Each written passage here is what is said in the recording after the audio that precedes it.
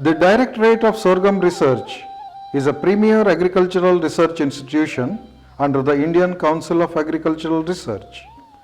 It has two sub-centers. One is located at Sholapur and works on Rabi sorghum, called as Center on Rabi Sorghum.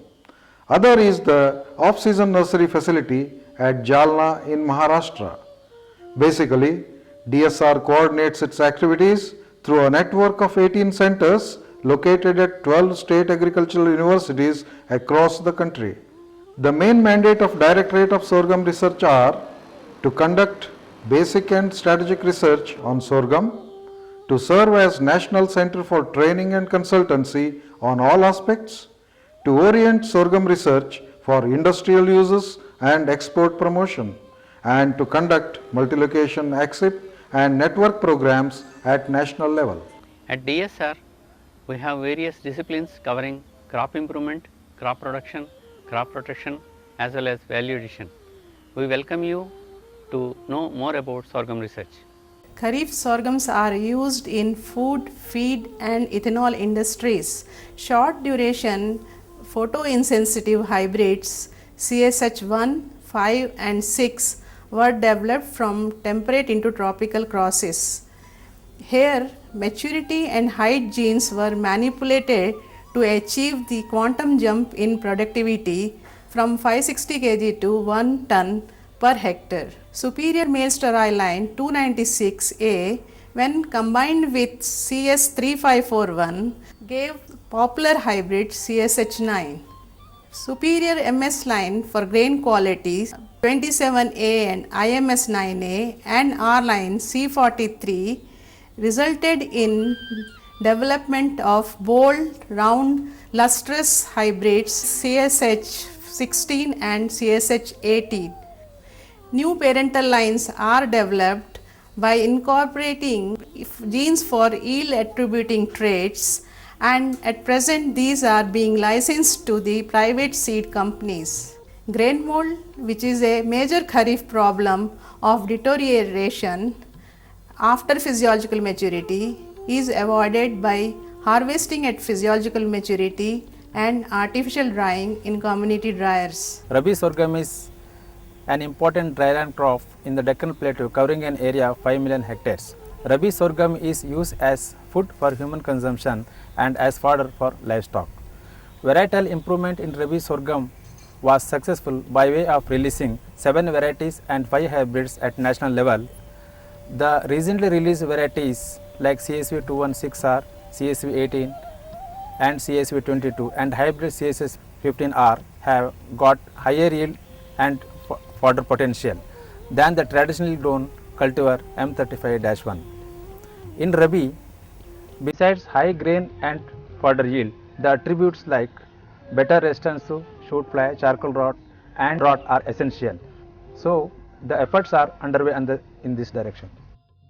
DSR is one of the active sorghum germplasm sites with the mandate of collection, characterization, evaluation and distribution of potential genetic resources for sorghum improvement in India.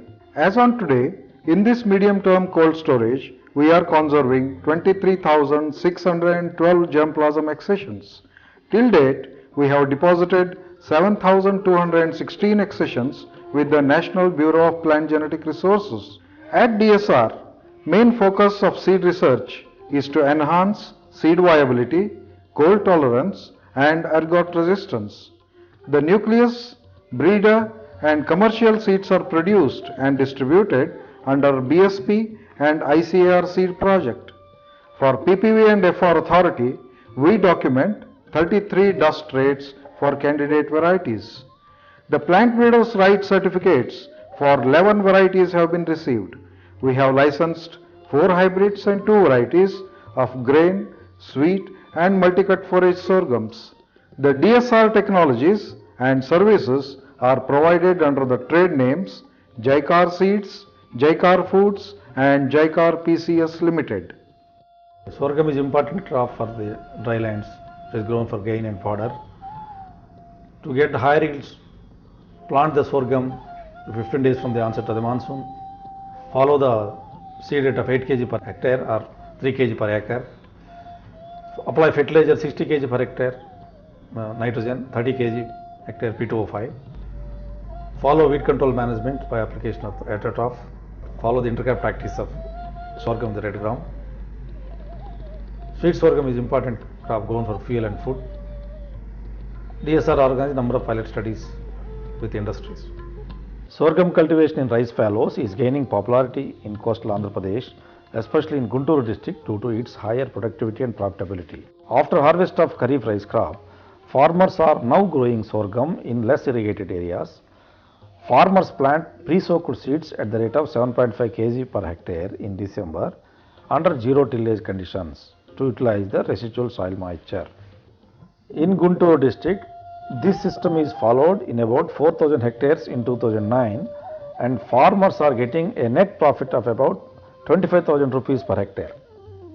With the cultivation of improved hybrids like CSS 16, farmers are getting about 6 to 8 tons of grain yield per hectare.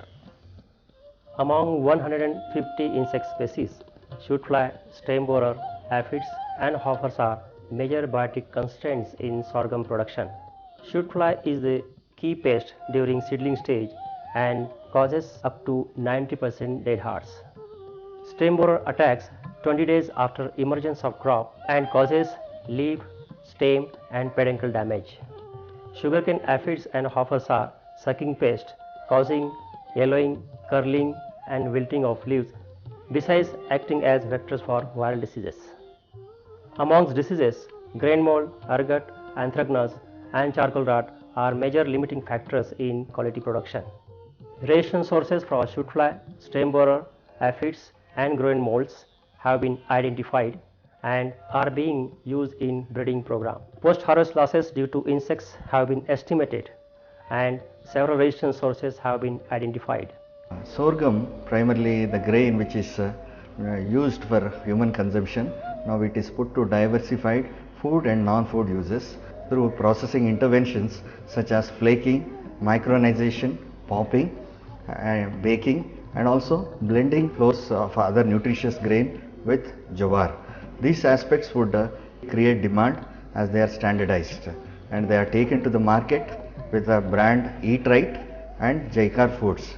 We have tied up with entrepreneurs who are engaged in commercialization of these products. As per sorghum technology transfer and evaluation is concerned, 476 demonstration trials were conducted in the farmers field with latest sorghum cultivars in 7 different states.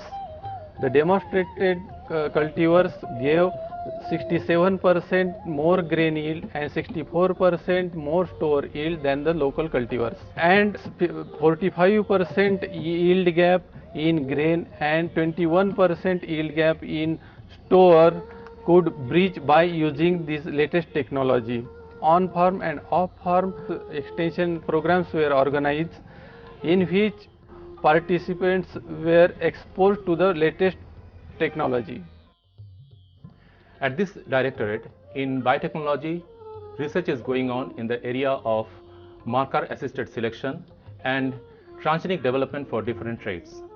Our scientists have identified major QTLs for shoot fly resistance and stay green traits, which are now being transferred to elite parental lines using marker-assisted selection.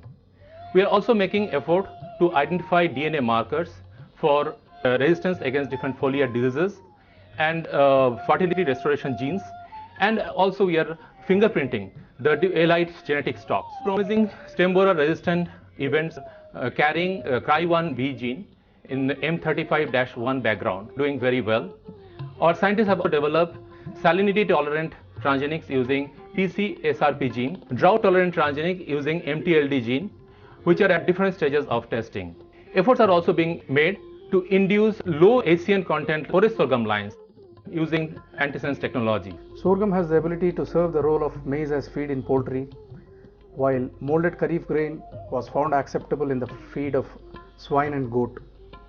Besides grain, sorghum is also the important source of dry fodder and forages, especially in the North Indian states. All India Coordinated Sorghum Improvement Project has successfully led to the development of many multi-cut and single-cut varieties and hybrids. The important single-cut varieties released are CSV21F and HC308, which yield a green fodder of around 370 quintals per hectare. Under the multi-cut hybrids, the most important ones are CSH20MF and CSH24MF, which yield a green fodder yield of around 700 quintals per hectare and a dry fodder yield of 180 quintals per hectare. Popular multi-cut variety is SSG59-3, which yield a green fodder yield of around 640 quintals per hectare and a dry fodder yield of around 175 quintals per hectare. Current efforts are also on the development of dual purpose varieties where both grain and fodder are equally important with better digestibility by utilizing brown mid-rib sources. The future challenges for sorghum research lies in improving the yields in Kharif by making the productivity with low inputs, as well as in the Rabi the increase in area and production by targeting even the low profile soils. And for the value addition, the print and visual media need to be taken on a war footing so that the consumer gets the message that sorghum is good for health as well as wealth.